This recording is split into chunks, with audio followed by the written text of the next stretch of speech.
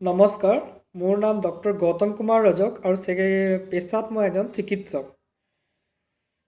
আজিৰ ভিডিঅ'ত মই আপোনালোকক ক'বলৈ লৈছোঁ কৰোণা ভাইৰাছ ইনফেকশ্যনৰ বিষয়ে। আপোনালোক শুনিছে চাগে চীনৰ উহান প্ৰান্তৰ পৰা এই ভাইৰাছবিধৰ সংক্ৰমণ বিয়পি পৰিছে আৰু প্ৰায় সমগ্ৰ বিশ্বতে এই ভাইৰাছবিধৰ সংক্ৰমণ বিয়পি পৰিছে। আমাৰ বৰ্তমান আমাৰ ভাৰতবৰ্ষতো আমি দুটা পজিটিভ কেছ কৰোণা ভাইৰাছ ইনফেকশ্যনৰ পাইছোঁ। মই আজি এই ভাইৰাছবিধৰ লক্ষণৰ আৰু আমি এই ভাইৰাছবিধৰ সংক্ৰমণৰ পৰা কেনেকৈ হাত সাৰিব পাৰি তাৰ বিষয়ে দুই এষাৰ ক'ম। এই ভাইৰাছবিধৰ লক্ষণ কি? প্ৰথমতে ই সাধাৰণ চৰ্দি জ্বৰৰ পৰা আৰম্ভ হয়। প্ৰথমতে আমাৰ চৰ্দি হ'ব, কাহ হ'ব, জ্বৰ হ'ব, মূৰ বিষ হ'ব, গা হাতৰ বিষ হ'ব পাৰে। আটাইতকৈ ইম্পৰ্টেণ্ট ইয়াৰ চিমটমছ হ'ল যে আমাৰ উশাহ নিশাহ লওঁতে আমাৰ কষ্ট হ'ব। তাৰপিছত এই ভাইৰাছবিধে আমাৰ চেণ্ট্ৰেল নাৰ্ভাছ ছিষ্টেম বা ব্ৰেইনত এফেক্ট কৰিব পাৰে আৰু ইয়াৰ নেক্সট ষ্টেপত আমাৰ হয়তো কমা হ'ব পাৰে আৰু মানুহজন ডেথ হ'ব পাৰে। মই ক'ব বিচাৰোঁ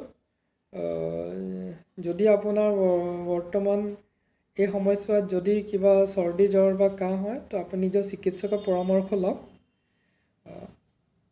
এতিয়া বৰ্তমান আমাৰ ভয় খাবলগীয়া একো নাই ভাৰতবৰ্ষত, কিয়কি এইবিধ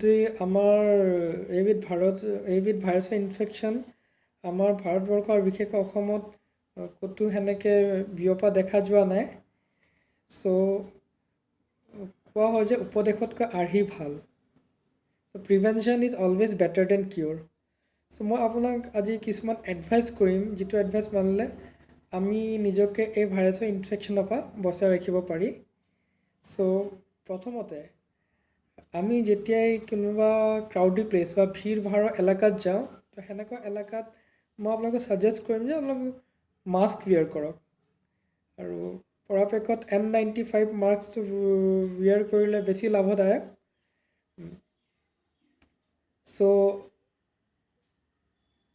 যেতিয়া আমি এনেকুৱা ভিৰ ভাৰ এলেকাত গ'লে যদি কোনোবা হাঁচিয়াই বা কাহে তো তেখেত অলপ সাৱধান হ'ব লাগে। যদি কাৰোবাৰ হাঁচি বা কাহ আহিলে তেখেত হয়তো মুখখন এনেকৈ ঢাকি হাঁচিয়াব কাঢ়িব লাগে, নাইবা ৰুমাল বা টিচু পেপাৰ লৈ মুখখন ঢাকি লৈ হাঁচিয়াব কাঢ়িব লাগে।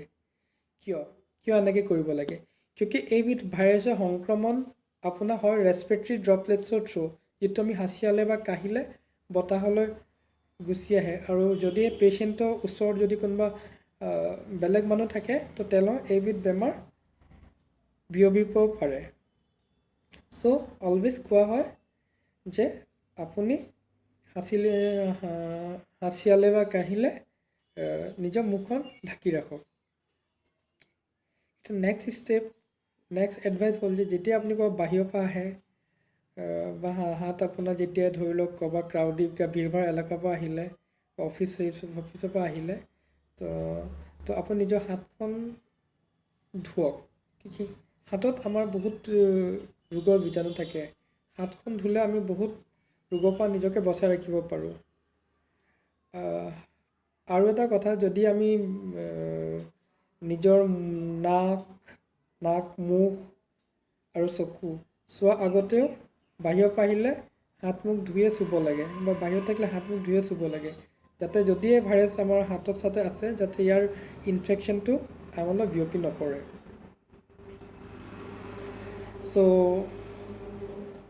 মই আপোনাক আকৌ কৈছোঁ ইয়াত ভয় খাবলগীয়া একো নাই।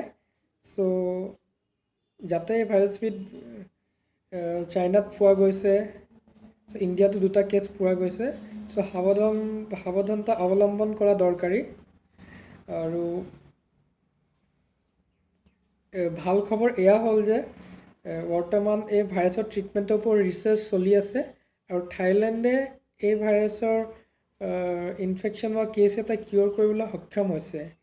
এই কেছটো কিয়ৰ কৰা হৈছে HIV ট্ৰিটমেণ্টত যিবোৰ ড্ৰাগ ইউজ কৰা হয় HIV সংক্ৰমণ হ'লে যিবোৰ দাৱাই তাৰ ট্ৰিটমেণ্টত ইউজ কৰে সেইবোৰ দাৱাই ইউজ কৰি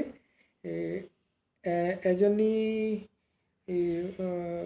এবাউট 70 বছৰীয়া মাইকী মানুহ এজনীক 90% কিয়ৰ কৰিব সক্ষম হৈছে 48 ঘণ্টাৰ ভিতৰত এই দাৱাইটো দিয়া পিছত।